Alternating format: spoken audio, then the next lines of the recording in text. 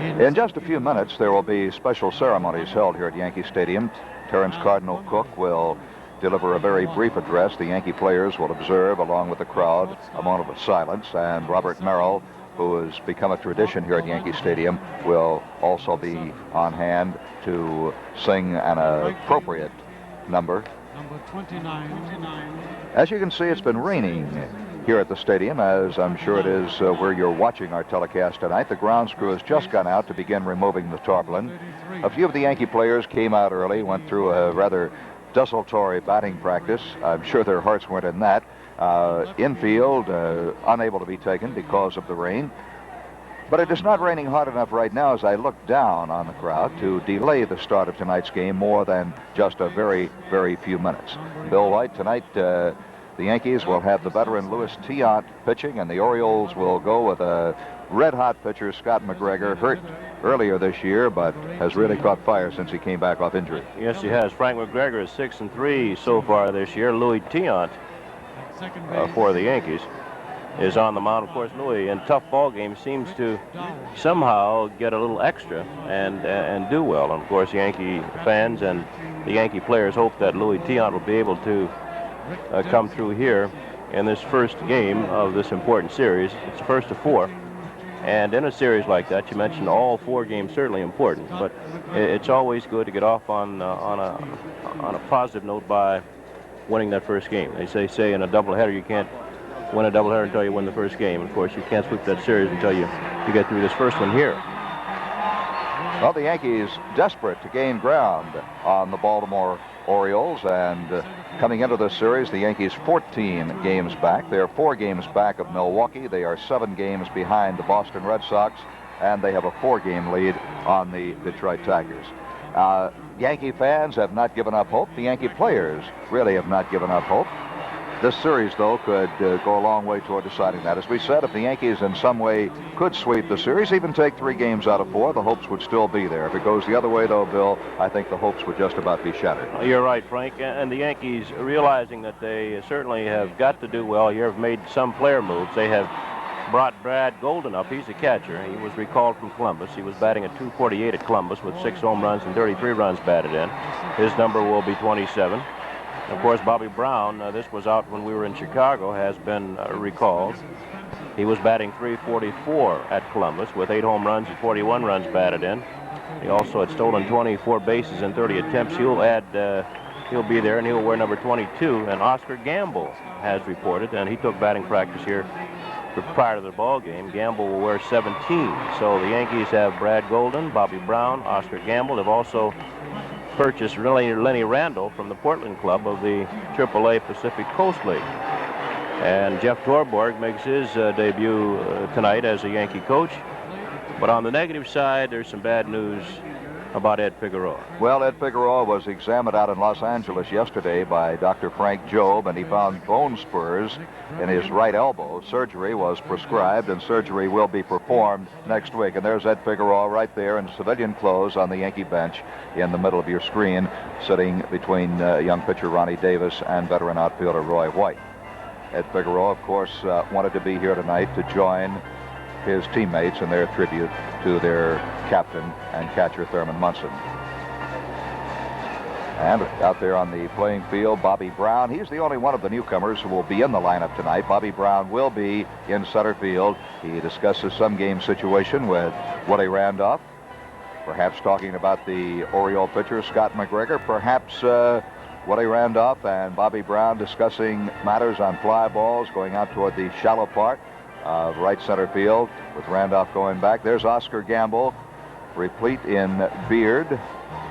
Oscar has been in the 1 year he was with the Yankees, Bill White, tailor-made for this ballpark. He has a swing that's just ideal for Yankee Stadium. Well, he pulls everything, and he's basically a low fastball hitter. Once in a while, if you don't have good muster on that high fastball, he'll lift up and pull it. But Oscar will pull everything, and as you mentioned, that's the kind of hitter you need here at the Yankee Stadium. There seems to be a wind tunnel running toward that 353 mark in right center field. And of course, if you pull the ball well down the line, it carries anyway. Plus, the baseball is just better made now, and it goes further. So Oscar, especially against right-handed hitting, should be a valuable addition. Lou Piniella right there, number 14. As you see, all the Yankees are wearing the black armbands in memory of Thurman Munson. I would have to think that perhaps Lou Piniella was the closest personal friend Thurman had on the ball club. They spent a lot of time talking about baseball together, talking about business together. I remember sitting in a restaurant in Kansas City in the hotel, and Thurman and Lou were talking about why Munson had seemed to have lost his home run stroke. Of course, and I said, Thurman, and I was sitting at the next table, and they mentioned to me what they were talking about. I said, Thurman, you never were a home run hitter anyway. You might hit 15, 16 home runs, but when you talk about a home run hitter, you're talking about a guy hit 25, 30, 40 home runs. And I said, so don't worry about it. You drive in 100 runs a year. You do it, of course, the hard way, but you are one of the best clutch hitters in baseball. The managers in baseball think you are. So really don't worry about hitting the long ball and lose that stroke of yours to right field. That's the way you drive in runs. I think this year Thurman Munson had that on his mind a lot. He tried to pull the ball a lot more than he really should have, though. Well, he wanted Frank to be known, I think, as with a little more power. But I always remember him as since I've been here, since 1971. I haven't seen anybody more competitive in a Yankee uniform than Thurman Munson. I think maybe this year, much of this year, he played hurt, and he had to lose a little bit of that because his knees hurt him, his shoulder hurt him, his hands hurt him at times. These are things that go with catching 120, 130, 140 games a year, which Thurman had done almost for 10 years. And we're all certainly going to miss Thurman Munson. Yes, we certainly will. Meanwhile, the burden of the catching job falls on the shoulders of young Jerry Narron, who can hit and will hit with power, I think. And I've heard you mention this, Bill, when he gets a chance to play regularly, which he will now. The Yankees added Brad Goulden. Of the young catchers on the AAA level, the upper level, the consensus seemed to be that Goulden was the better catcher, with Bruce Robinson probably the better hitter of the two. And you mentioned Jerry Narron, and I do think that he is never going to be a 350, 360 hitter, but Jerry, I think, is going to hit home runs in the double digits. He'll probably sometimes as many as 30 as he stays around. As we look at Jerry Narron, who now has been given, of course, the catching job, and I think offensively, the more at-bats he gets, the more he looks at the opposing pitchers, the better offensively he's going to be. He has had trouble defensively. We've seen that. We've seen he's got a slow glove sometimes on trying to backhand balls. But here again, knowing your pitchers, and with Yogi probably working with him, Charlie Lau is a former catcher. He can work with him. Ellie Howard is going to be back pretty soon, and perhaps Ellie might be able to give him a few pointers. That's one thing about the Yankees through the years. Have had great catching, and they've had great catching because they've helped each other. Remember the guy from down in Mississippi, Jake Gibbs, who always asks about Ellie when he comes in and says, that man helped me with my catching, because Jake was an infielder when he first came up. Yes, he was. He signed as a third baseman and was converted to a catcher. There's Charlie Lau alongside manager Billy Martin. And, of course, the Yankees today had another young man, as you mentioned, to the coaching staff, Jeff Torbor, who caught some outstanding pitchers and some outstanding games. He caught 3 no-hitters during his career. Of course, anytime Sandy Koufax goes out there, you do have a chance of catching a no-hitter. But Jeff, a fine person from Rutgers, a graduate of Rutgers University. In fact, I think he did his thesis on the effect of platooning in baseball or something like that. So he very erudite, and he'll be a big plus for the Yankees, and not only on the field, Frank, but off the field. Jeff, very popular in the New Jersey area. The grounds crew has just about completed its work. We are awaiting the beginning of pregame ceremonies. Things set back a little bit behind schedule because of the light rain that is still falling here. But as we mentioned before, not heavy enough to prevent the start of the ball game, even though it obviously has delayed the start of the game as the grounds crew left the tarpaulin on to the last minute. I don't know what the forecast is, whether these light showers may continue off and on. It will do that all ball game. I think we're going to have, the forecast is for intermittent showers, not heavy, but we expect it to be this way all through the ball game. Louis Tiant, the veteran right-hander, as Bill told you, record of 7-5 tonight. He is even 20-20 in his career against the Baltimore Orioles. Tiant making his 21st start. He last pitched Saturday out in Milwaukee and was charged with the Yankees' 9-2 loss. He went 4 1/3 innings, gave up 10 hits and 5 runs in that ball game. His last win was a complete game, 10-2 victory over the Oakland A's on July the 19th. Reggie Jackson, who has taken his warm-up wind sprints in the outfield and his pregame exercises, comes back to the dugout.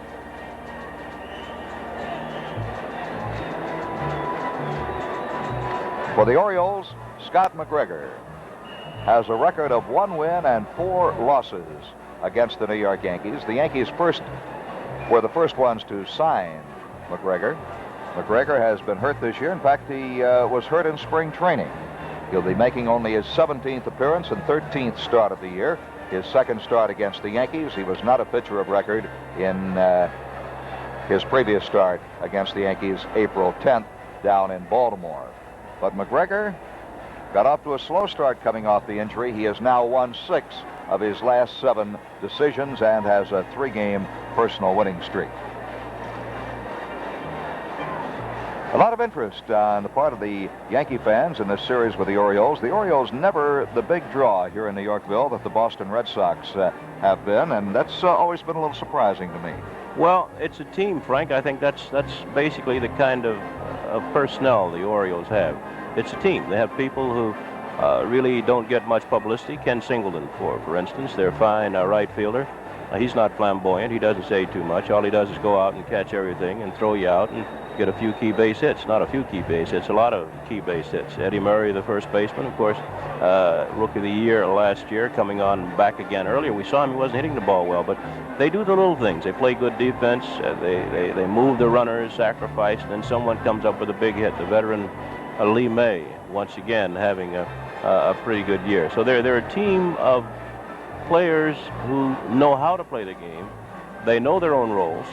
And when a situation comes up that the player is out of his role, then they have a manager who will not allow that player to be exposed to that. If a player can't do something, say if he can't sacrifice, Weaver has no qualms about taking him out and putting somebody else in to move the runner.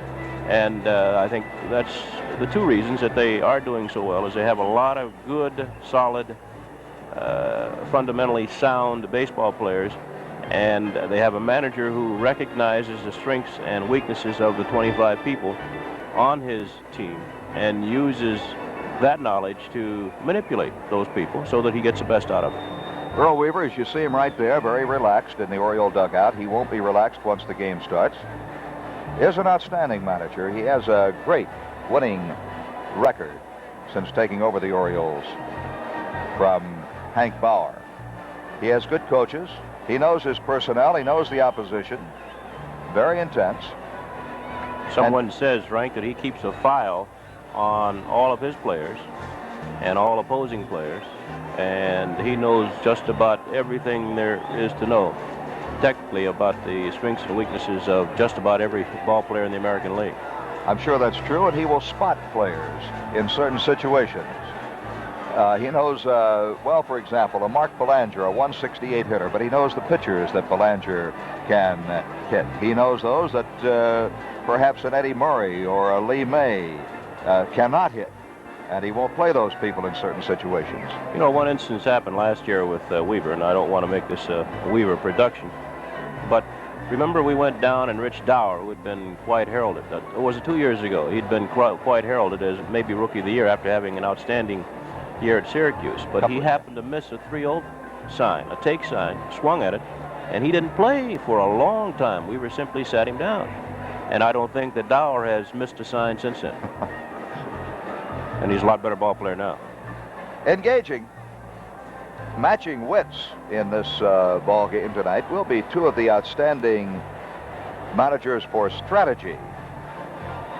You know, Frank, I think out of respect for Thurman Munson, the Baltimore Orioles have also sewn a black band over their left shoulder. Out of their respect for Thurman Munson as a person and as a competitor, they have done that. On the left shoulder, their regular uniform has a black stripe on each shoulder. They've added another one over the left shoulder. So out of their respect for fallen comrade, you might say, although he was an antagonist, playing against, of course, Baltimore. Out of respect for Thurman Munson, Baltimore is also wearing a black armband over the left shoulder. The Yankees, of course, you mentioned earlier, are doing that too. And the Yankees will wear theirs for the rest of this night. That Thurman Munson's number 15 will be retired, joining the numbers 3 worn by Babe Ruth, 4 by Lou Gehrig, Joe DiMaggio's number 5, Mickey Mantle's number 7, the number 8 worn both by Yogi Berra and Bill Dickey, both of whom are in the Hall of Fame, Whitey Ford's number 16, and Casey Stengel's number 37, all retired by the Yankees, and now number 15 will join them, making Thurman Munson's uniform the 8th to be so retired by the New York Yankees. The Yankees also announced that no one would ever use Munson's locker again, leaving it as a memorial to the late Yankee captain in the clubhouse. The Yankees will leave Thurman's number 15 above the locker. They would also place a plaque in the center field Memorial Park section of the stadium in memory of Munson. That plaque joins those for Ed Barrow, Jacob Rupert, Joe DiMaggio, Mickey Mantle, Casey Stengel, and Joe McCarthy, and will fit right in with the monuments for Lou Gehrig, Miller Huggins, and Babe Ruth. Earl Weaver, along with, nope, that is not Earl Weaver, as Earl sends one of his coaches out. Cal Ripken, meeting with Yankee third base coach Mike Ferraro and the umpires for tonight's ball game, which will soon be getting underway. The umpires, Don Denkinger. Holding the mask will be the plate umpire, Rich Garcia at first base, Nick Bremigan at second, and Steve Palermo is the third base umpire.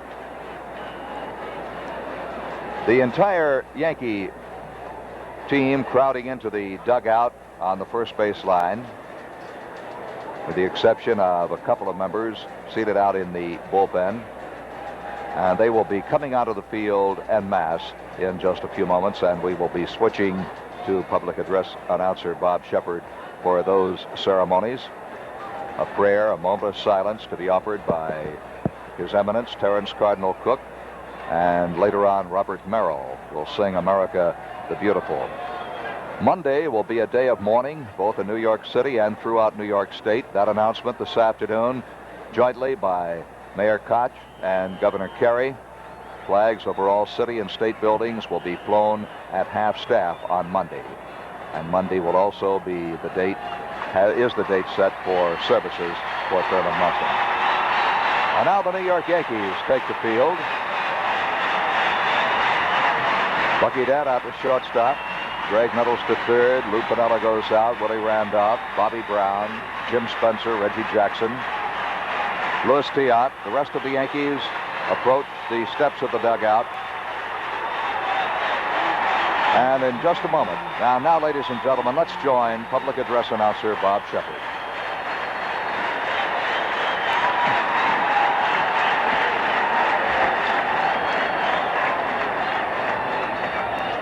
Direct your attention now to the microphone near home plate and to His Eminence Terrance Cardinal Cooke. At the end of the Cardinal's prayer, please remain standing as Robert Merrill will then sing America the Beautiful. Almighty Lord and Father of us all, we pause to pray for Thurman Munson, our brother and your faithful son. He was a good family man, first and foremost, and you blessed this captain of the Yankees with skill and talent and a great dedication to the game of baseball and the many fans whose lives he touched because of it. We offer a moment of silent prayer in his memory.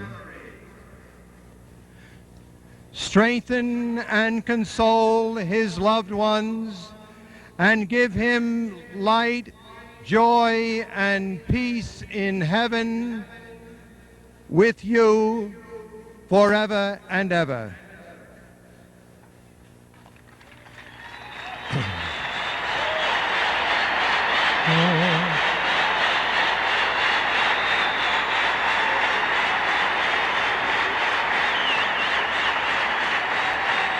Oh, beautiful for spacious skies, for amber waves of grain, for purple mountain majesties above the fruited plain.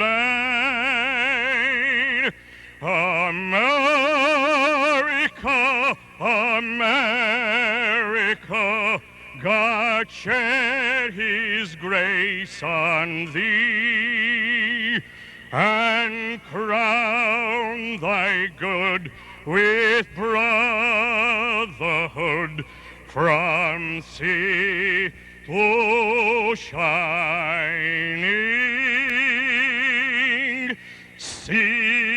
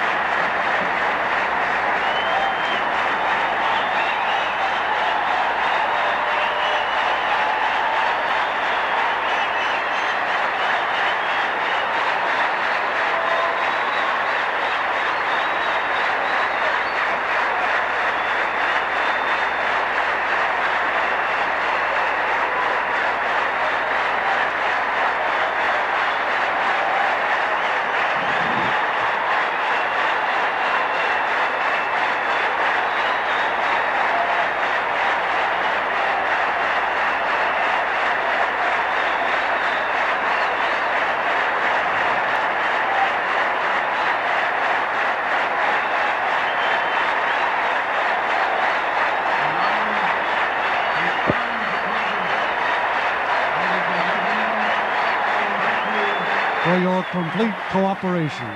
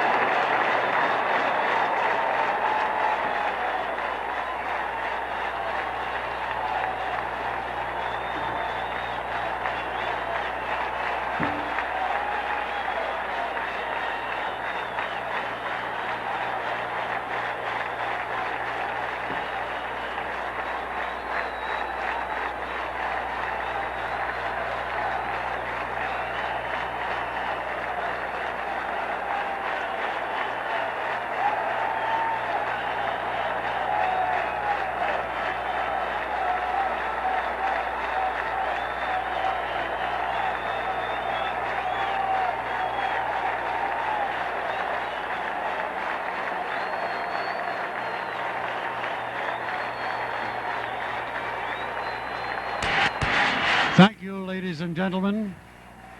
Thank you for your wonderful response.